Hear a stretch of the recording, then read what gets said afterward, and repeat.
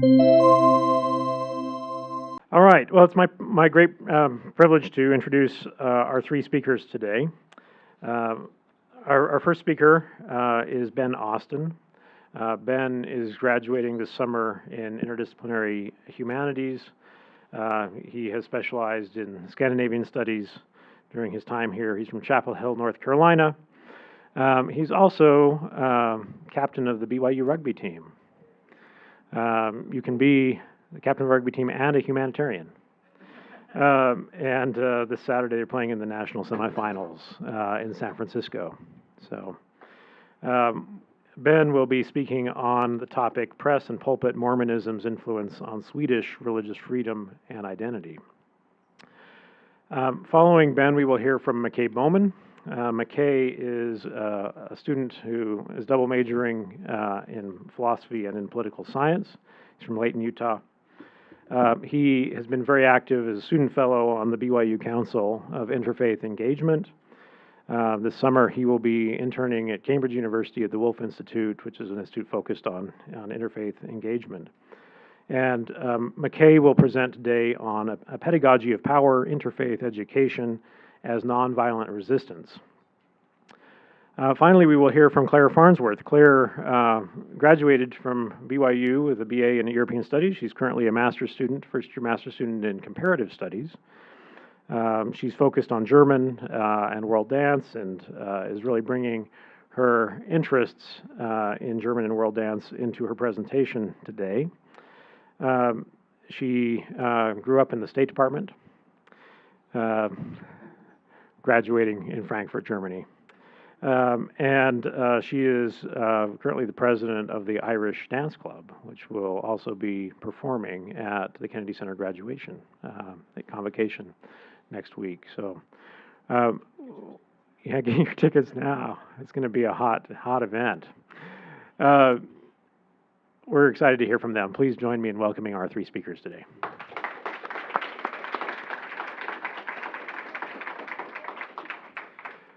I'm going to invite each of them to come up and give their main presentation here at the podium.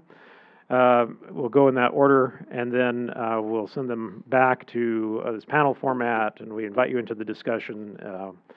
We anticipate that at about 12:45, we'll move to our discussion and invite you to ask questions to our panelists and to respond. We will finish at 1 p.m. Thanks. Ben.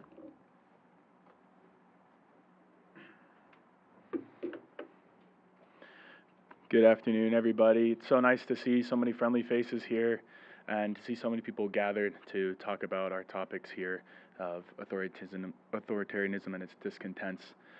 Before sharing my presentation, I want to give a quick disclaimer. I use the word Mormon to describe the LDS Church in this presentation simply because the people I'm going to be talking about and their experience is more closely tied to their identity as Mormons rather than Latter-day Saints, because during their time they would have understood themselves more as Mormons than as members of the LDS Church. With that being said, I'd like to introduce my topic today, which is Press and Pulpit, Mormonism's Influence on Swedish Religious Freedom and Identity. This project began for me in the study of Scandinavian Studies through my time at BYU and also during my mission experience in Sweden. So as I encountered the history of the church in Sweden and also the entity of the state national church in Sweden and the ways that they interacted, I was immediately interested in what sort of impact that cross-connection had. So I wanted to start with this quote by Jonas Alwall, who's published recently on the history of Swedish religious freedom in particular, and he says, "Religious liberty is highly recognized, although not yet entirely realized principle in the societal life of today's Sweden." So on the image on the right here, you'll see Östra Ljungby kyrka, which is, for anybody who's been to Sweden, is a ubiquitous image across the entire country. You'll see these white churches in about every single town or small village, and even in the middle of cities. These churches are the representation of the past and current presence of the Swedish national church across the country of Sweden.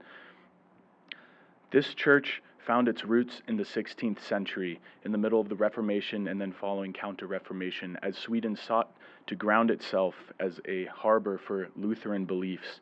In the 16th century, a synod gathered in Stockholm to decide that the national church of Sweden would be Lutheran and that no other church would be accepted in that country. And following those years, as the kings of Sweden, who became the head of the church under this Lutheran system, decided that Swedish citizenship would be tied inextricably to this identity as a Swedish Lutheran. So, into this 19th century, which is what most of my research takes place, we have this precedent being set where you have a hegemony of religion within Sweden, where there's one church and one church only if you want to receive political and social benefits. And an interesting note further, it wasn't until the 20th century that laws allowing freedom to worship and the right to leave the state church itself were established. Going up until 1950 was the first time that they put in words in their constitution that one had the natural right to religious freedom. So where does Mormonism fall into this pot of very distinct Swedish culture? During the 19th century, Mormon missionaries first arrived. Here on the right is an image of my great-great-great-grandfather who was a missionary in Sweden during this time period. As you can see, some things have changed. They're wearing hats and beards, but they're still riding bikes. These missionaries arrived and were immediately persecuted by the Swedish government and by the Swedish society. The first missionary, Jan Erik Forsgren, was jailed when he showed up in Stockholm, and it took months for him to be extricated through very complex legal processes in order to continue his work. And he actually was kicked out of the country and then subsequently snuck back in. So these missionaries and their successes early on created a community of members within Sweden that would become the backbone of a growing community of Swedish Mormons. It was this community that continued to grab the attention of the Swedish people around them. Here were people who decided that they were going to be different. Around the same time as freedom of religion was starting to be talked about during the 19th century in Sweden, freedom of press also was beginning to develop. In 1809, the Bernadotte family became the ruling family of Sweden. They arrived from France and immediately started to implement their policies and their ideas about what someone should be allowed to say about their government and especially about their own freedoms. So in the 19th century, there was a lot of push and pull under King Johan and then the following kings after him between the press and the king's censorship on the press. This era saw the rise of influential newspapers like Aftonbladet, which played a pivotal role in pushing for liberal reforms despite government pushback. The Aftonbladet continues to be published today, it's been published for almost 200 years now, and continues to play an important role in this aspect. So it's important to identify that this period of the 19th century in Sweden was one of massive push and pull between these various parties. So the 2 points of my research focused on Nordstjärnan first, which is a church publication created by the Swedish Mission for church members in Sweden in the Swedish language. And second, the Aftonbladet, which is what I aforementioned, the newspaper that was widely circulated and was extremely popular in Sweden at this time. So using these two pieces of literature, 2 pieces of publication, we can find both an emerging Swedish Mormon identity that goes counter to the Lutheran identity handed to you by the state, and the narratives written about them in Aftonbladet. What did the people around them think? What did the other Swedish people consider their Swedish Mormon friends to be doing? And what were the prevailing opinions at this time?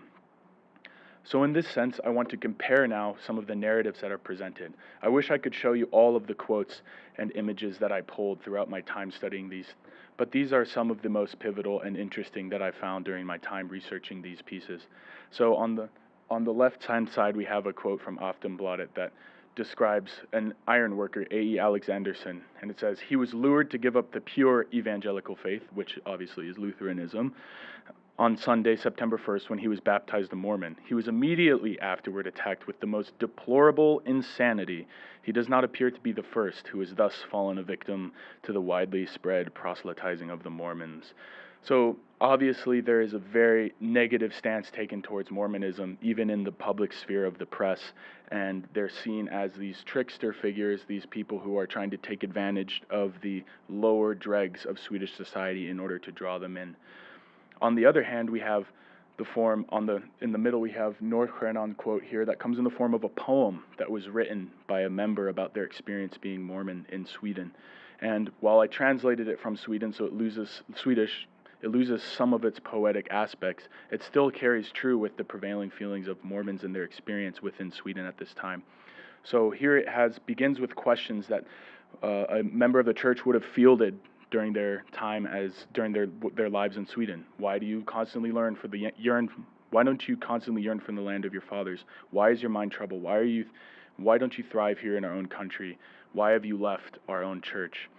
And it goes further and says, let no Mormon deceive you. Stay in your father's faith. So it continues this idea that we see in Aftonbladet that these Mormons are here to deceive and to trick people out of their natural state as Lutheran members of the church, which was the single identity given at that time when you were born. And continued at the right-hand side here, there's a quote of describing, from the mission president's perspective, immigrants as they left the country to go live in Utah, which was a large pole at the time, not only for Mormons, but there was large immigration occurring at that time in Sweden anyways. But he says, the joy could be read on everyone's faces, but it is not the joy that is traced in other immigrants. It was the joy of the truth, which truth set them free from both worldly and spiritual tyranny and coercion. So here the mission president is identifying these aspects of both spiritual and political, worldly tensions that these members had to face. They were up against a government that didn't necessarily respect their right for religious freedom, and a society that looked at them skeptically and questioned their decisions. In lieu of that, I wanted to pull up this very interesting graph that is a complete collection of the mentions of Mormons in Swedish newspapers over time. Sweden has a great archive of newspapers, and you can use it to search and do word searches and figure out what people were thinking about. So it's very obvious to me what time period that Mormons were being thought about here in Sweden. So you have between 1815 and 1910, you have a massive bump and blip of mentions of Mormons at this time. And it wasn't until, more recently actually that it began to appear again. This lines up very nicely with the graph of Mormon immigration from Sweden to Utah that's recorded in Nordstjernan. They recorded their immigration statistics in this publication. So this is a graph of the immigration during this time period. And as you can see, from around the same time period, 1878 to 1910, there's a large amount of immigration, which compared to the wider Swedish immigration was fairly negligent, but looking back at this other graph, seems to have had a massive impact and interest by the Swedish national public psyche due to the fact of their Mormon nature of their immigration. So who were these Mormons, and what was their identity, and what did it do to create a sense of self and a sense of unity among a group that was often downtrodden and looked down upon in Swedish society? These are my ancestors, the Persson family, who decided to leave Sweden because of religious persecution and to live their lives in Utah. What did their identity mean, and what does it mean for Sweden as a whole?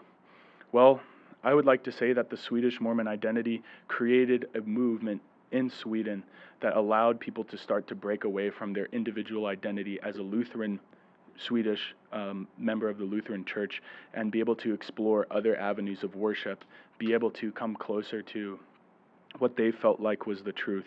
These Swedish Mormons challenged the identity that they were born with, and it was a difficult thing for them to do, and yet they had the courage to do so. And in doing so, they caught the interest of the Swedish public eye, and that interest helped to move forward the ideas of Swedish religious freedom as not only something that could be applied to Mormons, but applied to everybody as well. I would like to close with a quote from George M. Stevenson, who writes about the religious aspects of Swedish immigration during this time period. And he says, "The Mormon elders were past masters in tilling the soil of religious, social, and political discontent, and they were the emissaries of a religious and social system that furnished the means of bringing converts into the fold of the New World." Mormonism was not just a religion in Sweden at that time. Mormonism was so much more in the fact that it pressed these boundaries of social and political mores forward and allowed people to think more freely for themselves and engage in a new religion that not only represented ideas of the New World, but ideas of individual freedom in their homeland of Sweden. So, in conclusion, I would like to say that when we look at the Mormon Swedish identity and compare it to the identity that was given to them at birth, we can clearly see that in this push away from this identity given at birth, they were able to create a public interest and a new idea of what it meant to be Swedish that led them into the 20th century, where more of these freedoms began to appear. Thank you.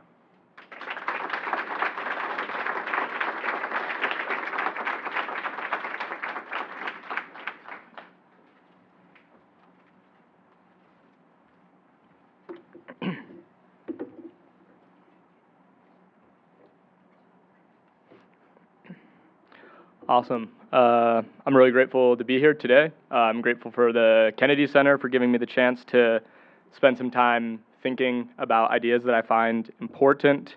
I'm grateful for my mentors and friends, Dr. Davis, Dr. McKay, Dr. Reed, who mentored me in formal ways and also informal settings. And I'm also grateful to be presenting alongside two really cool people, Ben and Claire. My slender build does not lend itself towards rugby, nor does my coordination Irish dancing. But presenting alongside them has been is a great privilege. So today, my goal will be to share a little bit about a paper I'm developing that demonstrates the parallels between the methods used in nonviolent resistance and a distinct pedagogical dimension of interfaith education. And I hope that by drawing a theoretical relationship between the two, I can argue that interfaith education is a form of resistance in its own right, rather than just a mere training tool in the repertoire of activists. So to just outline sort of the approach I'll be taking in doing so, the thesis here is essentially that there's distinct pedagogical dimensions of interfaith education that map on to the methods of nonviolent resistance in a way that suggests it's a form of resistance in its own right. So first I'll walk through a little bit of theory behind nonviolent resistance, then interfaith education, and hopefully, should time permit, close with some implications of what I think this might mean for us. So because so much has been written on nonviolence, I chose to focus all my thoughts on one particular work. It's a work called Nonviolent Resistance by political philosopher Todd May. So his theory will be sort of the working definition of my paper and also the presentation. His definition of nonviolence is a political, economic, or social activity that challenges or resists the current political, economic, or social arrangement while respecting the dignity of its participants, adversaries, and others. So nonviolence attempts to be an ethical form of political engagement. So rather than sort of a top-down political philosophy that operates from formal sets of principles to constitute a blueprint for society, nonviolence creates a vision for society based on how people should treat one another and works to enact it. According to May, there are two fundamental values of nonviolent resistance. They are dignity and equality. And moving forward, it'll just be important to keep in mind that these values are relational.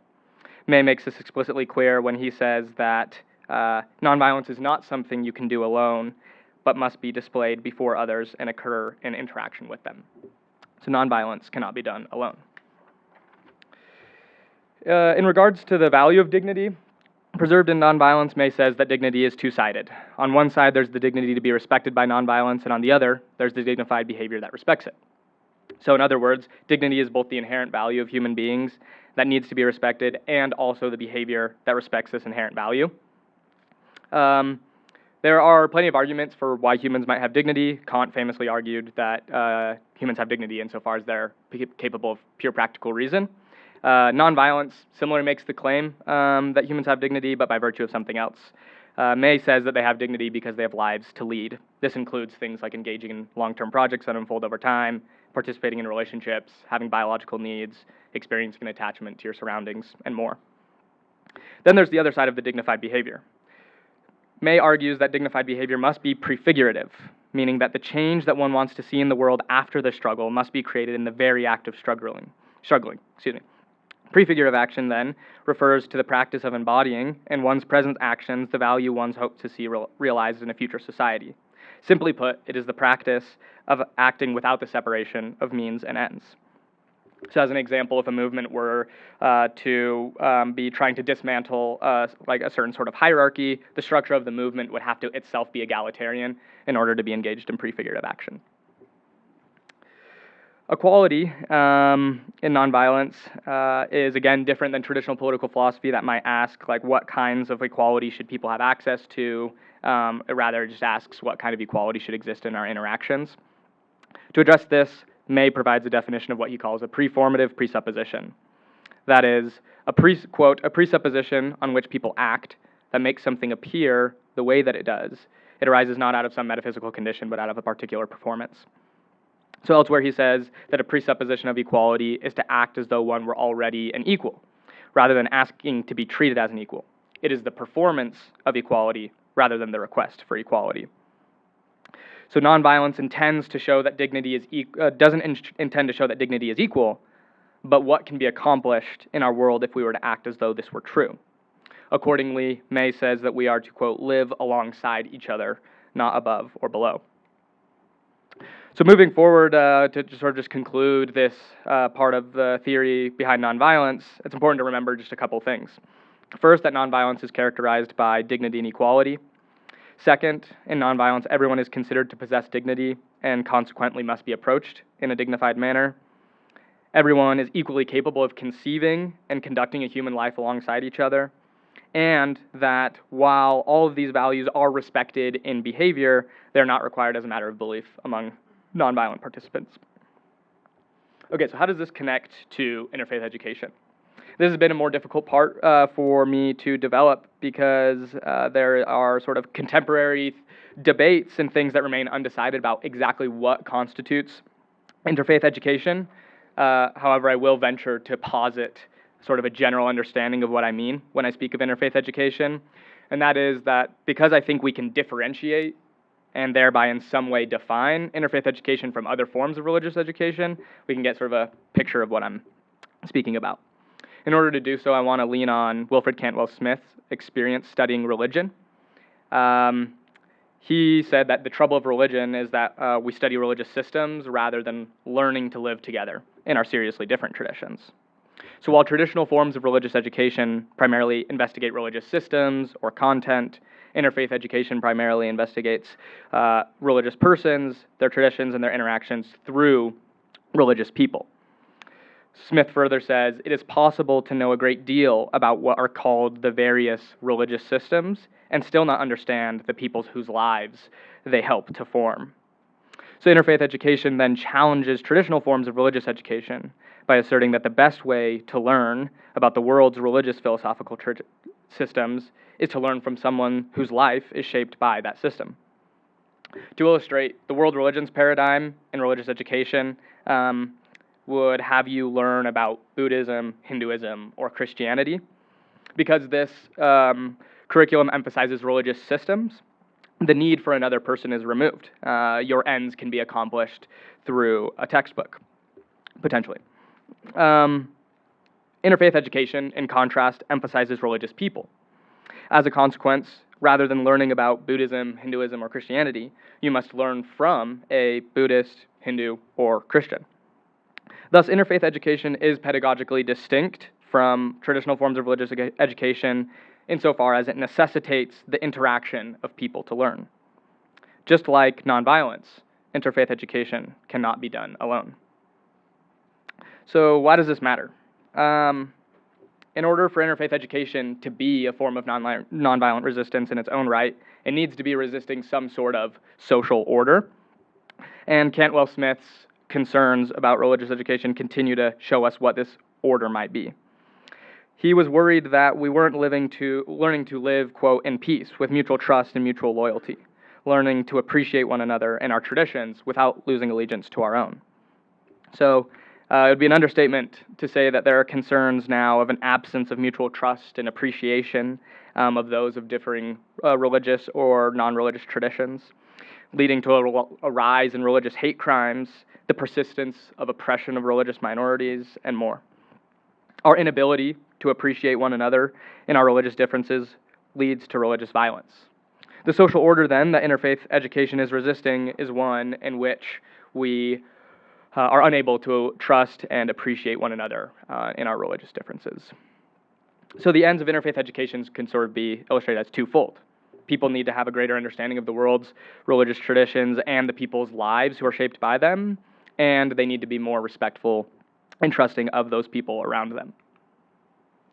So, how is dignity preserved in interfaith education? Nonviolent resistance values dignity as an inherent value in human beings because they can lead lives. Similarly, interfaith education acknowledges dignity as a recognition that adherence to a religious tradition or none is integral to the human experience of leading a life. Just as May posits dignity as an inherent value to individuals by virtue of their capacity to leading a life, interfaith education echoes this sentiment by valuing the person's way of living. This is probably the most important theoretical turn in addressing what the prefigurative dignified behavior is in interfaith education.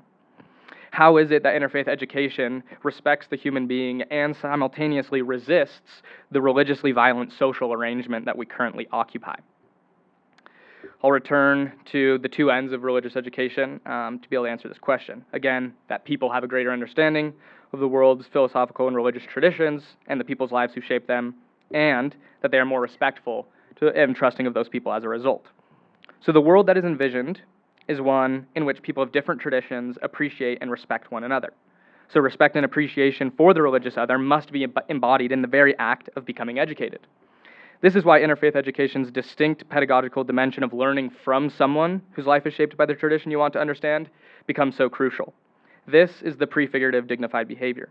The need to learn from the religious other requires that you appreciate or respect them in some way.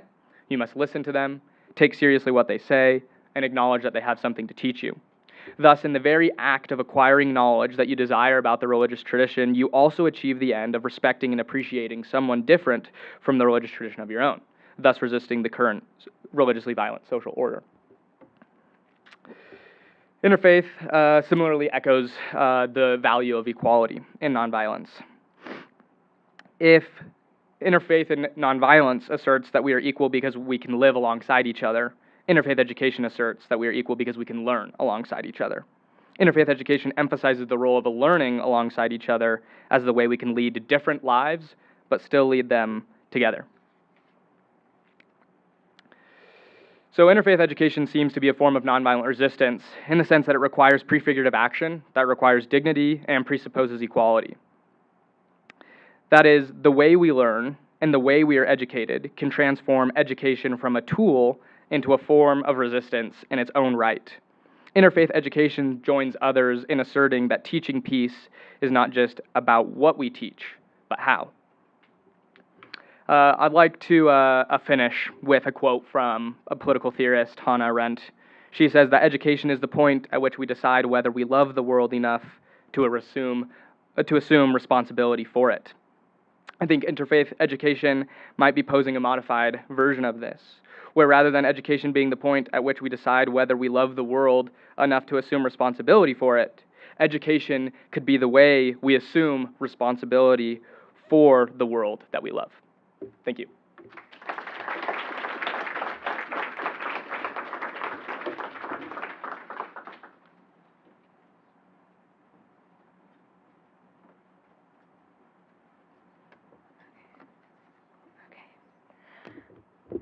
In December of 1944, SS guards overseeing the Auschwitz concentration camp decided they were in need of some entertainment. Upon discovering one of the inmates was a dancer, they requested that Yehuda Arnon, a Jewish dancer imprisoned at the camp, dance for their Christmas party. Though Arnon knew she would face a serious punishment for refusing, she did not want her talents exploited by those who mistreated her, and thus said no. Her punishment for refusal was to stand tied up and barefoot in the snow for hours. She stood perfectly still, hands and arms stiff, but in her mind and heart her hands were fluttering, says her memoir. Her legs were moving and she was dancing. It was there and then that she decided if she survived, she would dedicate herself to dance, which she did. For my research fellowship this semester, I decided to investigate the role dance played for Jews while facing anti-Semitic oppression between 1935 and 1944. From my research, I argue in my final paper that Jews utilized dance as a form of resistance to Nazism. This project stemmed mainly from a visit to a Jewish archive in Berlin. As someone with roughly 17 years of dance experience and a love for Germany due to my 4 years living there, I found these two loves merged when I had the opportunity to do some archival work at the Jewish Museum Berlin this past January. These are some pictures from that visit.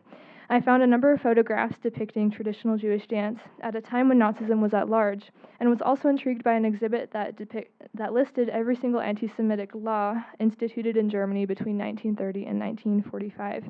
I hoped to find a relationship between the two and thus started this journey, landing on the conclusion that dance played a revolutionary role for Jews.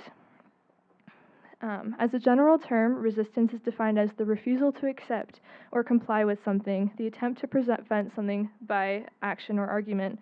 The Hebrew term amida, or standing up against, is a term used to define a broad range of resistance that includes both armed and unarmed resistance. Though some would argue that there is a difference between active and passive forms of resistance, I agree with some Holocaust scholars who refuse the term passive resistance because the word resistance implies activity of some sort. To demonstrate why dancing could be classed as a form of resistance, it is first important to clarify why the Nazis would have felt the need to limit cultural expression. Scholars argue that though authoritarian regimes desire to limit all areas of life, the behavior that often concerns them is the expressive, because individual expression can often be more dangerous than simple political opposition. In fact, as my research at the archives in Berlin demonstrated, the Nazi regime did care a great deal. Not only were Jews prohibited from training as dance teachers, but they needed approval to host cultural events, many of which included dance, could not attend cultural events, and eventually lost their cultural associations, which had authority over Jewish dancers. As Anthony Shea puts it, governments do not attempt to control that which is unimportant, implying that the Nazis did feel threatened by cultural expression of which dance is a part. Regarding dance styles, Jews did not only practice traditional folk dance, but many were proficient in other dance styles such as ballet, modern, and ballroom. These are some examples of some very famous Jews during this time. It is important to note here that not all those classed as Jews by the Nazi regime even considered themselves as Jewish, meaning when looking at dance performed by Jews, one cannot ignore the other styles. As Bruno Blau puts it, the count of Jews included not only Jews by religion, but all who were considered Jews according to the Nuremberg laws, which meant that though only 500,000 considered themselves as Jews by faith in 1938, for example, the Nazis listed 1,550,000 people as Jews on the census. Regarding dance specifically, the Nazi regime made a census of German dancers upon their rise to power in 1933. Of the total 5,122 dancers, choreographers, and teachers, there were 703 Jewish dancers who could no longer legally work other than in private surroundings or in Jewish cultural establishments, which includes those who danced in all styles. Thus, when looking at dance as a tool utilized by Jews to resist authoritarianism, my project deals with examples of both Jewish traditional dance as well as dance styles that those classed as Jews engaged with. Therefore, for the purposes of my project, I argue that dance took on varying degrees of resistance. This range of resistance included continuing to practice traditional dance in the face of a regime that hoped to destroy Jewish cultural individuality, choosing to dance as a means of maintaining morale, and actively using dance as a weapon directly countering Nazi oppression. Each of these types were active forms of resistance against the Nazi regime. Regarding our first type of resistance, choosing to continue dancing their traditional steps in the face of oppression demonstrates a clear example of resistance against the Nazi regime due to the fact that the Nazis' primary objective was to suppress Jewish culture while deifying the so-called Aryan race. One place where Jews practiced and taught their traditional dance styles was at Zionist camps. These camps, also known as training centers, were established by the Jewish community throughout Germany between 1934 and 1938. In order to help their people prepare to emigrate to Palestine. Though the primary purpose of these camps was to test the residents' ability to, quote, live collectively and their physical fitness for agricultural work in Eretz Israel, they also engaged in social activities, including dancing, which had the effect of allowing them to preserve their culture. For example, the Zionist camp in Runitz, Germany, pictured here, is well documented as having engaged in quite a lot of dancing. As seen in these pictures from a 1934 collection titled Dancing Outside in the First Haxara Camp of the Youth Aliyah in Runitz, there's a group of young people in a circle with hands in a T-hold position engaging in a traditional hora, also known as circle dance. Circle dances are very symbolic for Jews. As Judith Ingber explains, the closed circle created by holding hands or shoulders or waists symbolizes collectivity and actually includes every person held together despite a rushing rhythm, so that no one is first or last. These are open to participation by everybody, no matter the age, gender, or dance skills. Though the fact that the Jews were dancing at these camps camps meant they were preparing to leave and thus not doing anything about their situation in Germany, I would argue that this striving to preserve their culture still counts as resistance. Thus, maintaining the practice of engaging in their traditional forms of dance allowed the Jews to preserve their culture and resist the cultural erasure being promoted and executed by the Nazi regime. Not only did Jews dance with the purpose of preserving their cultural heritage, but they danced to maintain their morale despite the dehumanizing circumstances they faced while in ghettos and concentration camps, thus refusing to allow their mistreatment to prevent their pursuit of happiness. Regarding concentration camps specifically, evidence suggests that not only was music played, but other art forms like dance were pursued in order to combat their misery. In Jewish resistance against the Nazis, a camp survivor explained, "I realized in Dachau that the arts in general have the power to keep you not just alive, but to make your life meaningful even under the most dreadful circumstances. Clearly, the arts had the power to aid those suffering by helping them to retain their humanity." In her autobiography, A Time to Speak, concentration camp in Jewish dancer Helen Lewis describes the saving power dance had during her time as a concentration camp inmate. After being called upon to help with a camp dance performance, she recalls, "I took off my wooden shoes. The excellent accordionist played a South American tango, and I danced. Where was the hunger, the fear, the exhaustion? How could I dance with frostbitten feet? I didn't care to try to understand. I danced, and that was enough." Though she clearly was in the midst of suffering, her ability to dance transported her to a moment of bliss, a moment that could not be taken away by her prison wardens. Therefore, dancing allowed for Jews to maintain some semblance of humanity in spite of the suffering they endured, thus resisting the Nazis in their attempt to eradicate this group. Not only was dance utilized as a survival strategy, but some Jews utilized their ability to dance as a weapon against their oppressors. As recorded in one memoir, a dancer took advantage of her forced dance experience to shoot a guard, knowing full well that would lead to her death. At Auschwitz, as prisoners were walking towards the gas chambers naked, an SS guard discovered that a Jewish woman was able to dance and ordered her to dance for him.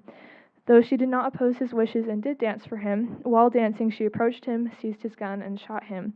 Clearly, this woman exhibited extreme bravery by using her talents to resist against one of the perpetrators of her suffering.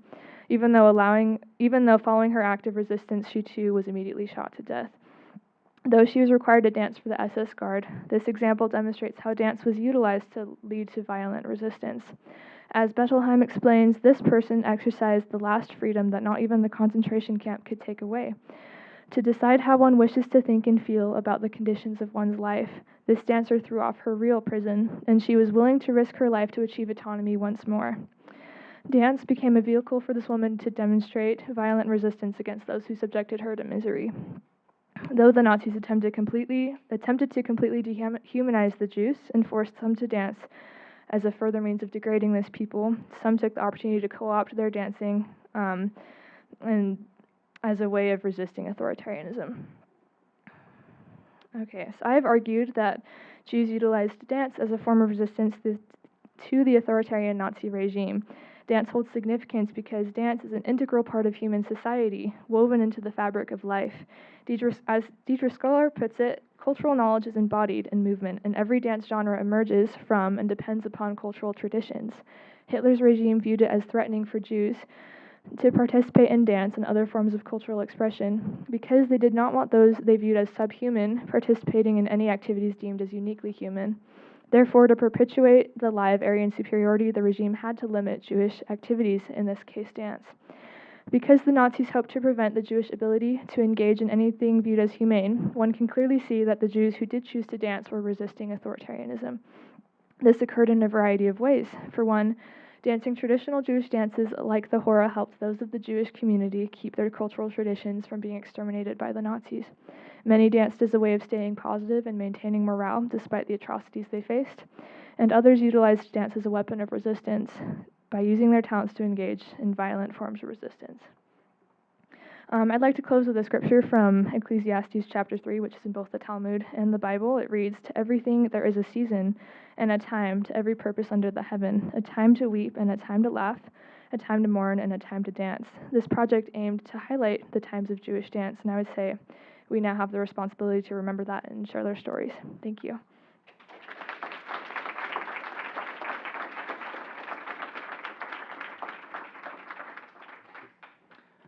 Thank you so much for some really outstanding presentations. If you're able to stay with us for the next 15 minutes, we invite you to do so and participate in our discussion. If you do need to leave for a 1 p.m. commitment, you can do that now as well. If you have a question for our panelists, you could be for one person in particular or for multiple people, just raise your hand. We're going to bring you the microphone. And in the interest of time, we're going to gather a number of questions prior to our panelists responding. So I've invited them to take notes and to respond to the questions that they feel like they would like to address.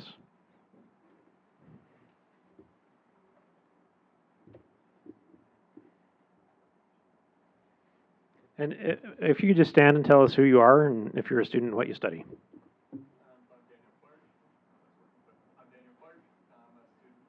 Latin American Studies. And my question, I noticed in that graph you showed us, and you mentioned it also that in 2022, like in that region, there's a huge spike in conversation mentioning of Mormonism in the media. Do you know what that was? What the reason for that was? Thank you. We'll wait and gather some more questions. Great question. Thank you.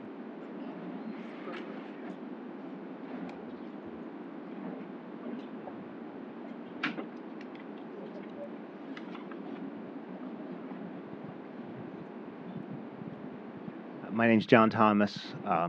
Question sort of for both of you gentlemen. Latter-day Saints maybe didn't really practice nonviolent resistance in the same sense we're talking about it in your presentation.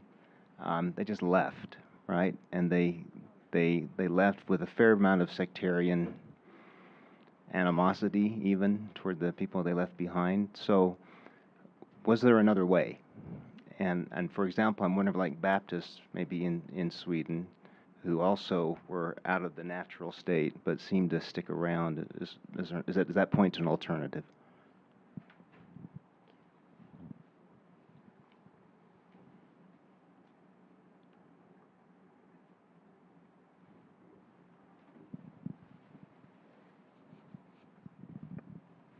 Hi, I'm Julie Allen. I'm a professor of comparative arts and letters here, and I have a question for Claire about how this pattern maybe duplicates itself in other contexts. I mean, was this something unique to the Jewish situation in World War II, or is it also something we see replicated elsewhere?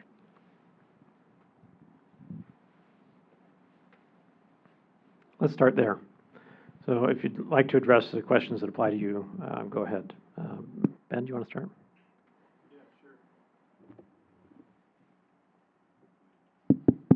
There you go, it works. To answer your question, yes, I do know why that blip occurred. It's a kind of tragic but also fairly interesting story where a general authority in Sweden decided to apostatize from the church, and the Swedish media ate it up because they thought it was really interesting, and it caused about 1,000 members to leave the church during a short period of time, and the church still suffers from it today in Sweden.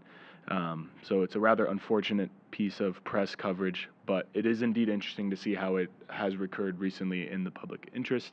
And to answer the other question, is there another way? I think that's a great question because there is often a lot of animosity between groups that leave their country behind to live in a new country, to immigrate, and their home country. One of the interesting aspects about the Swedish Mormon migration in particular was that the Mormons themselves stayed fairly tightly connected to each other, even though some of them stayed behind and some of them decided to leave. So I think there's interesting dynamics to be studied there and to be understood there, where there were some people who were left behind and stayed strong in their faith. But yes, the Baptists are a great example of a group that grew and is still larger than the Mormon Church in Sweden that stayed behind, and we're also present for some of these sorts of progressive progressions towards religious freedom in the country. So I think there's a bit of both for the LDS experience in Sweden.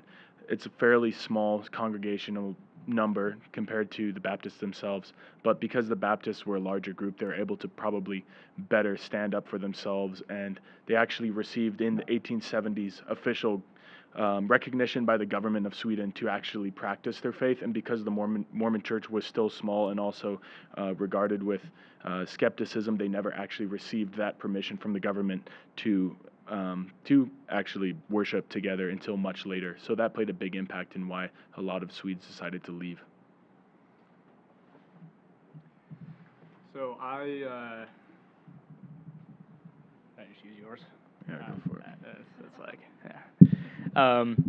So I don't do history. So I also sort of like refrain from making like any sort of like big historical claims about Latter-day Saints and their involvement in nonviolence. I will point to some like important works that are being done now that address this. So Patrick Mason has made the argument that if Joseph's effort with the restoration was to restore the primitive church, he's done historical work on how early Christians identified themselves, and nonviolence was a crucial part of the early Christian identity. And so to be true to a true restoration of a primitive church, Latter-day Saints should consider deeply what their commitments should be to nonviolence. Additionally, there's work being done on Joseph's revelations about how to respond to people that act violently against you. While he doesn't take a stance of absolute nonviolence, again, Mason here has argued that there's a distinction between actions that are justified and sanctified.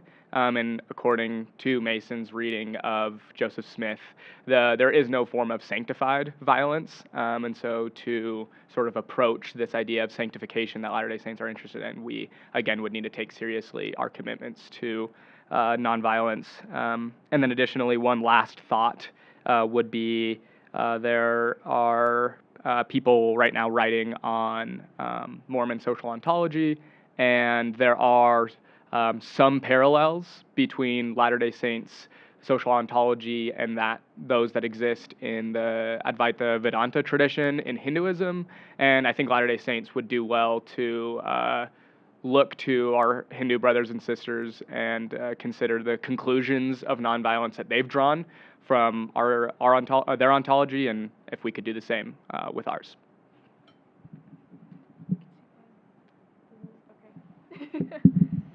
Okay. I mean, well, we could share. This is fine.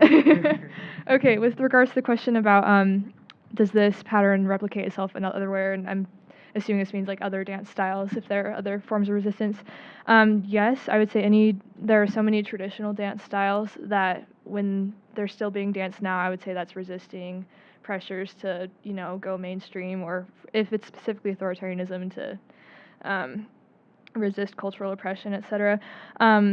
But my expertise is not super in these, but I know for one, capoeira is actually a style of dance that developed like specifically for resistance because it was trying to train their people to be able to fight, so they made it as a dance style so it wouldn't be suppressed, but it actually was a way of training their people in case they faced oppression. And then with Irish dance, which I'm a bit more of an expert on, there's a style that was very repressed in the 1920s called the Molyneux style of Irish dance, because they were trying to standardize Irish throughout Ireland, but people who continue to dance that style would say were resisting oppression. And then I do not know a ton about Native American tribal dances, but a lot of people tried to keep that tradition alive in the face of oppression. So, yeah. Thank you. Are there other questions?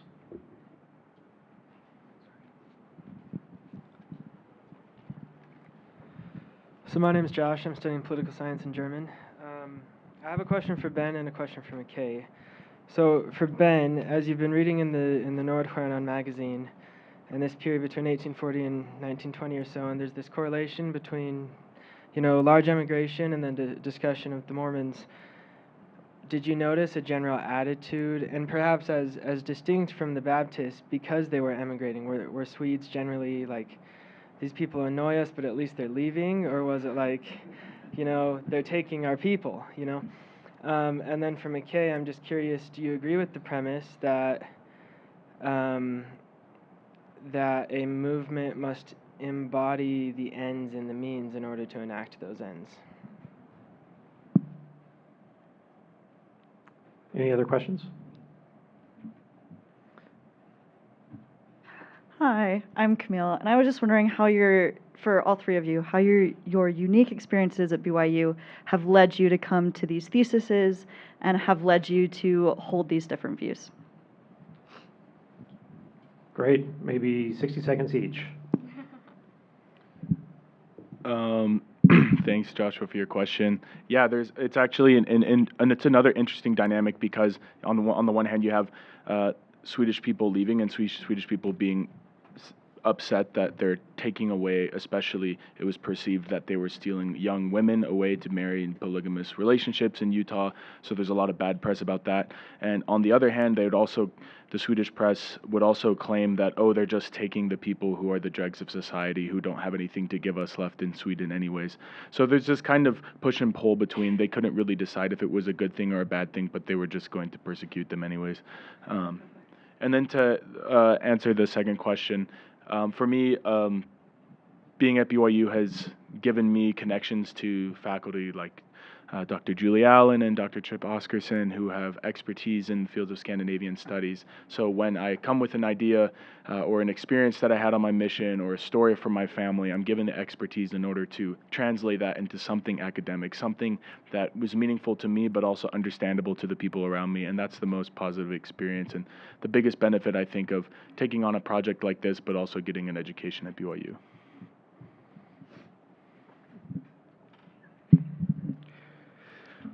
Thanks for the question, Josh, and you as well. I'll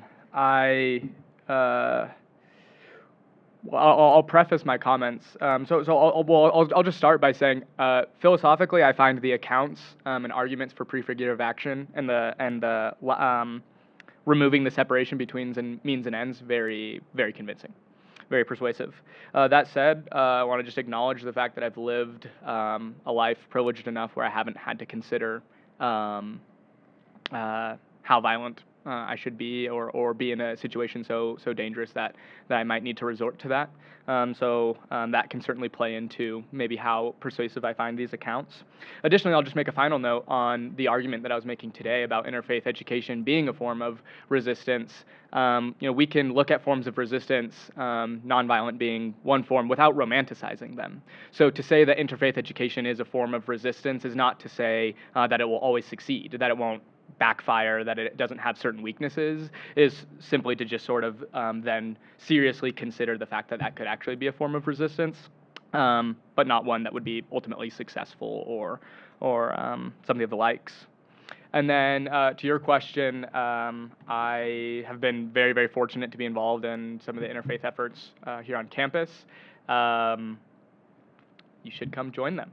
We would be really lucky to have you. We're better with more people. So there's a Interfaith Student Association on campus, and plenty of study abroads, internships, and other things that are related to interfaith efforts. And I've just been fortunate to be involved in those, and I think that's shaped the way I think about these things. Okay, to answer your question, just my major and minors from my undergrad really influenced this paper. So I majored in European Studies, minored in German and World Dance. And during my cultural dance minor, I had the opportunity to learn a variety of Jewish dances and the history behind them, and wanted to find out the relationship between that and the Holocaust. And then also my thesis advisor, Dr. Julie Allen, is amazing. I've also got a committee member here, Dr. Nate Kramer. They've been really influential in helping me with this, looking at the theoretical and also helping me know that it's cultural studies is an actual thing. I didn't realize you could study dance and have it be academic. So, yeah, which made me really happy. So yeah, thank you. Well, thank you. Thanks for making BYU better because you're here. Thanks for teaching us and helping us be better citizens and be more thoughtful because of the research that you've done. Thanks for doing the research so we didn't have to do it, I guess. It's been very meaningful to have you here. Thank you for attending. I know it's a very busy week. We really appreciate your participation. One more round of applause. Thanks.